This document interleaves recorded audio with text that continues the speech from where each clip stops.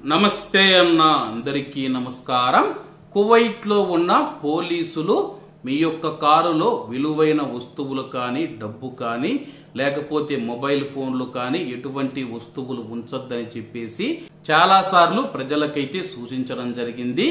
తాజాగా కువైట్ లో ఒక కారులో 800 దినార్ల దొంగతనం జరిగింది. వివరాల్లోకి వెళితే తన యొక్క కారులో సుమారు 800 దినార్లు దొంగలించిన గుర్తు తెలియని వ్యక్తి పైన ఒక కువైటీ పౌరుడు కేసు నమోదు చేశారని చెప్పి పోలీసులు తెలిపారు.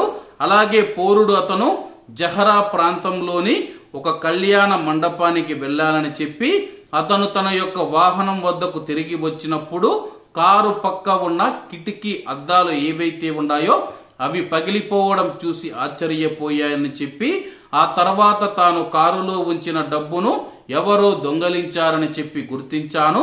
దొంగను పట్టుకునేందుకు కేసు నమోదు చేసి దర్యాప్తు చేస్తూ ఉన్నట్లు పోలీసులు వెల్లడించారు.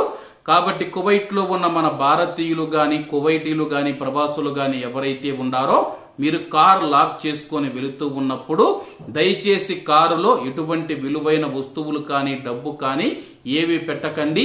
ఎందుకంటే విలువైన వస్తువులు కానీ మీ యొక్క పర్సు కనపడినా సరే కానీ దొంగలు ఏమాత్రం భయపడకుండా ఆ యొక్క అద్దాలను పగలగొట్టి వాళ్ళైతే దొంగతనం చేస్తూ ఉన్నారు. కాబట్టి ఇటువంటి విషయాలలో డ్రైవర్ అన్నలు చాలా జాగ్రత్తగా ఉండాలని కోరుకుంటూ అందరూ బాగుండాలి, అందులో మనం ఉండాలి. అందరికీ నమస్తే అన్న, జై హింద్.